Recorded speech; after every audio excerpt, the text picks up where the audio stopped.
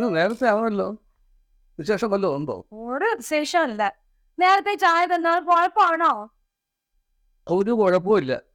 ഇതൊന്ന് മുടങ്ങാതിരുന്നാ മതി. അങ്ങനെയെങ്കിലും ഭാര്യയുടെ കൂടെ ബഹുമാനം ഉണ്ടല്ലോ. പിന്നെ അടുത്ത ആഴ്ച നമ്മളുടെ വെഡിങ് ആനിവേഴ്സറിയാ, ഓർമ്മ ഉണ്ടല്ലോ. അത് മറക്കാൻ പറ്റുമോ? ജീവിതത്തിൽ സംഭവിക്കുന്ന ഒരു ദുരന്തവും ഞാൻ മറക്കത്തില്ല. തമാശ വേണ്ട. ഈ പ്രാവശ്യം വെഡിങ് ആനിവേഴ്സറിന് എന്താ എനിക്ക് മേടിച്ചു തരാൻ പോകുന്നേ? എടോ, ഈ സമ്മാനം എന്നൊക്കെ പറയുന്നത് സർപ്രൈസ്. അതെ, അപ്പോഴറിയുന്നതായത്. ഇപ്പോൾ എന്താ ഒരു പുതുമ? എല്ലാ വർഷവും എന്നടുത്ത് എപ്പോഴും ചോദിക്കാറുണ്ടല്ലോ. ഈ വർഷം ഒരു പുതുമയാകട്ടോ. ഒരു പുതുമയും വേണ്ട. എനിക്ക് കാഞ്ചീപുരം പട്ടുസാരി മേടിച്ചു തന്നാ മതി. എന്താ അമ്മ കേൾക്കണ്ട.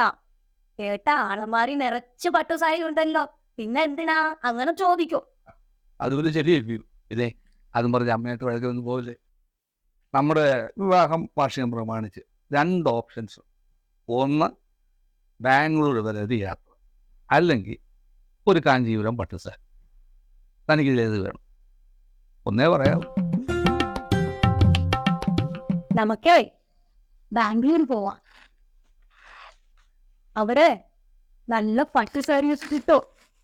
അത് ശരി. നിനക്ക് പട്ടുസാരി പോലെ നിന്റെ ബുദ്ധി ആധാരം തന്നെ. പട്ടുസാരിക്ക് ബാംഗ്ലൂരിനെ പോകണമെന്നില്ലോ. ശരി, പോട്ടെ. ഞാൻ പോയി ഇന്ന് ചായ കൊടുക്കട്ടെ. അതിന് പറഞ്ഞിട്ട് ഇനി നിങ്ങളുടെ അമ്മ എന്തെങ്കിലും പറയുക എന്താ?